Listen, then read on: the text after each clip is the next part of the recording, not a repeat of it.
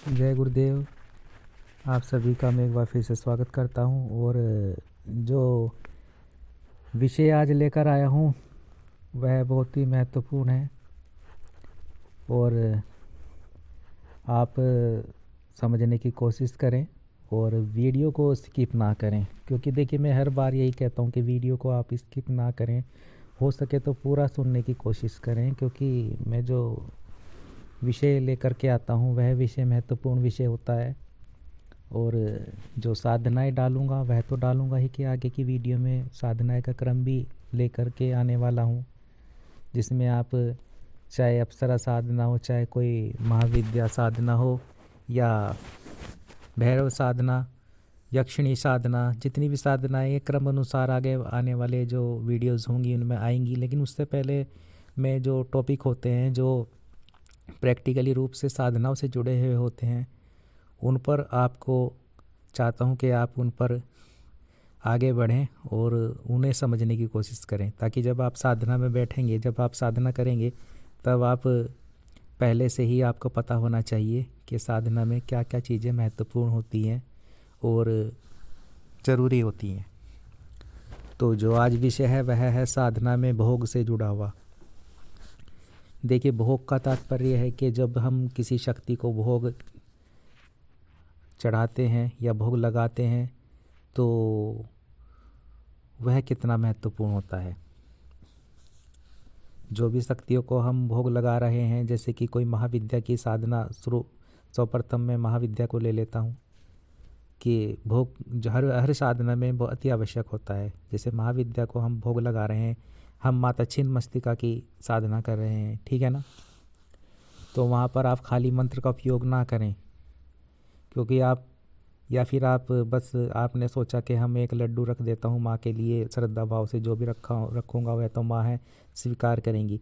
देखिए, माँ तो स्वीकार करेंगी, लेकिन आपको ये समझना होगा कि माँ के साथ में कितनी सारी योगिनियाँ, यक्षिणियाँ, भूत प्रेत ये चलते हैं, ठीक है ना, जिनसे माँ, जो माँ का ही कार्य करते हैं, जो माँ के ही सेवक हैं, वे यक्षिणियाँ, वे भैरवियाँ, उनको तो चाहिए, वह भोग तो लेंगी ही। जब माँ के दर पर आई हैं तो माँ के दर पर आई हैं और माँ को आप भोग लगाएंगे तो वो भोग माँ ग्रहण नहीं करती है।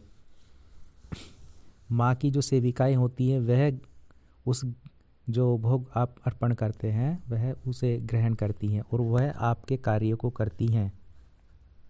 माँ का आशीर्वाद आपको प्राप्त होता है, क्योंकि माँ जो होती हैं वे केवल भाव की भूखी होती हैं। लेकिन जो माँ के साथ चल रही शक्तियाँ होती हैं, जो आपके कार्य को करती हैं, जो यक्षिणियाँ, भैरवियाँ और जो भी चीज़ें होती हैं, वह माँ के कार्य को आपके लिए करती हैं।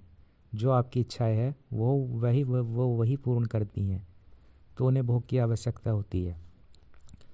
अब कौन सी साधना में क्या भोग लगेगा यह भी अति महत्वपूर्ण है। अलग अलग साधनाओं में अलग अलग भोग प्रक्रिया है, ठीक है ना। देखिए, जो तामसिक साधनाएं हैं कुछ, तो उनमें अलग भोग प्रक्रिया होती है, उनमें भोग अनिवार्य होता है। कई मैं देखता हूँ, कई वीडियो में मैंने देखा है, और यूट्यूबर भी कई साधनाएं दे देते हैं सात्विक, और ये बोल देते हैं कि भाव से आप भोग का जिक्र भी नहीं करते और बोल देते हैं आप कुछ भी रख दीजिए, माँ को तो सब स्वीकार है। लेकिन वे ये नहीं देखते कि आप माँ का आह्वान कर रहे हैं, लेकिन जो माँ के आह्वान जब आप करते हैं तो माँ से भी पहले जो उनकी सेविकाएं होती हैं, जो यक्षिणियाँ, भूत प्रेत, कई सारी चीज़ें माँ के साथ लग कर चलती हैं, जैसे माँ काली हो गई। और ये माँ काली के साथ ही नहीं है, ये बात हर महाविद्या के साथ है, ये बात हर शक्ति के साथ है। तो इन चीज़ों का आपको विशेष ध्यान रखना है जब आप कोई साधना पद्धति लेकर के बैठें, जब आप कोई साधना में आगे बढ़ने की कोशिश करें, ठीक है ना। तब आपको वो उसमें क्या क्या भोग प्रक्रिया रहेगी और डेली आपको क्या भोग में रखना है ये आप जान लें, क्योंकि ये अति महत्वपूर्ण है। आप ऐसा ना करें कि आपने आवाहन तो कर लिया है शक्ति का, लेकिन अपने मन मुताबिक आपने कुछ भी रख दिया है। गुड़ की डली रख दी है, आप भैरव जी का आह्वान कर रहे हैं तो अब आपने गुड़ की डली रख दी है ना। लेकिन सही भोग प्रक्रिया क्या है? आप महाविद्या की साधना कर रहे हैं, माता की साधना कर रहे हैं, तब आप कोई भी भोग रख रहे हैं तो वो चीज़ नहीं होनी चाहिए। भोग क्रम अनुसार और जो भोग की प्रक्रिया है उसके अनुसार ही भोग होना चाहिए, उसमें एक एक चीज़ वही होनी चाहिए। तब आपकी साधना सही दिशा में जाएगी और आप साधना में भी शीघ्रता से सफलता प्राप्त कर सकेंगे। और कुछ भोग तामसिक होते हैं, कुछ सात्विक होते हैं, ठीक है ना। अब जो सात्विक साधनाएं हैं या सात्विक महाविद्या हैं या सात्विक शक्तियां हैं तो उनको आप सात्विक ही भोग दें, उसमें तामसिक का प्रयोग ना करें, ठीक है ना। जैसे मिठाई हो गई, इलायची वगैरह हो गई, मिठाइयाँ हो गई, 7 प्रकार की मिठाइयाँ हो गई, पान पत्ता हो गया, मीठा पान हो गया, लौंग इलायची वगैरह, तो इस तरह के सात्विक में लड्डू बूंदी के, तो इस तरह के जो है सात्विक में भोग प्रक्रिया होती है। और जो तामसिक, जहाँ तामसिक शक्तियों को हम जब भोग देते हैं उसमें जो भोग लगेगा सिगरेट वगैरह और जो कलेजी वगैरह होती है बकरे की, ठीक है ना, तो ये सब चीज़ें उन भोग में तामसिक में जाती हैं। शराब का पौवा जाता है, शराब जाती है, देसी दारू चढ़ाई जाती है, तो उसमें ये भोग जाता है।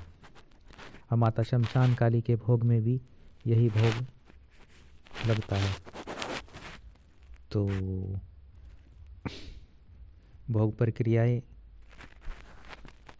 अति महत्वपूर्ण है। किसी भी साधना में सिद्धि प्राप्त करने के लिए, किसी भी देवी या देवता की कृपा प्राप्त करने के लिए भोग अति आवश्यक है, वो हमें चढ़ाना ही पड़ता है। बिना भोग के देखिए शक्तियाँ कार्य कैसे करेंगी,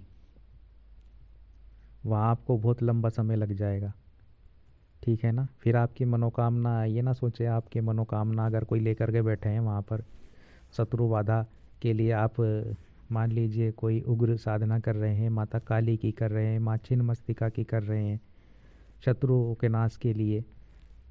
अब शत्रुओं का नाश माता स्वयं थोड़ी करेंगी, शत्रुओं का नाश तो आप माता आपके शत्रुओं का नाश करने के लिए स्वयं नहीं आएंगी।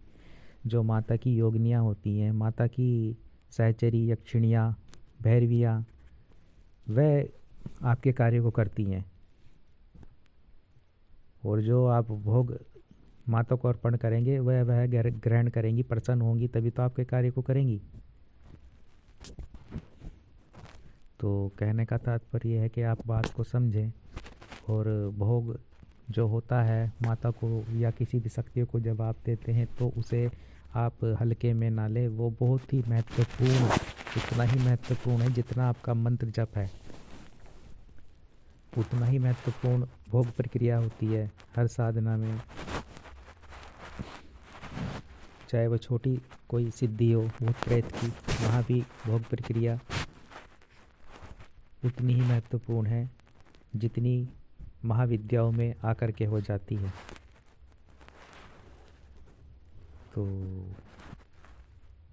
आप जब भी कोई साधना करें या साधना में बैठें तो सर्वप्रथम आप जो क्या भोग रखना चाहिए, क्या इस पे महत्वपूर्ण आप ध्यान दें और गौर करें, तब साधना में बैठें। चाहे वह अप्सरा साधना है, ठीक, अप्सरा साधना में भी जो भोग होता है हर अप्सरा साधना का वो अलग अलग होता है। और ये कोई बताता नहीं है, बस खाली मंत्र दे देते हैं कि मंत्र रख दो, मंत्र जप करना है।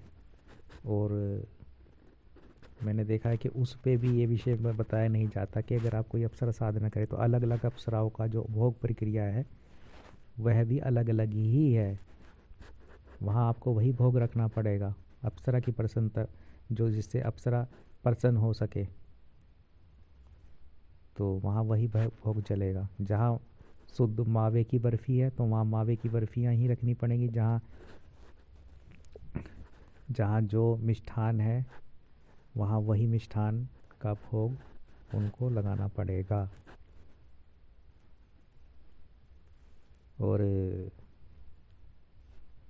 कुछ साधक ऐसे हैं कि कोई कोई सात्विक शक्ति होती है और उसको वह कहीं से सुन कर या बातों में आकर यूट्यूब पर देख कर के तामसिक जो भोग प्रक्रिया है, तामसिक भोग लगाना शुरू कर देते हैं, तो वह आपके लिए बहुत ही घातक हो सकता है। तो ऐसा ना करें, उससे साधना तो सिद्ध होगी नहीं, अब बाकी आपको जो हानि होगी वो अलग रही। तो ये अति महत्वपूर्ण एक बात है जिसे आप गौर करें। और जब भी भोग या कोई साधना करें तो भोग प्रक्रिया उसकी क्या होगी, क्या भोग में होना चाहिए, क्या हम लगाएं, तो इसका विशेष ध्यान आप रखें। और जो छोटी छोटी बातें देखिए साधनाओं में होती हैं वे साधनाओं से जुड़ी हुई होती हैं, उन पे आपको महत्वपूर्ण ध्यान देना की आवश्यकता होती है। तो उम्मीद है कि आप मेरी बात को समझे होंगे।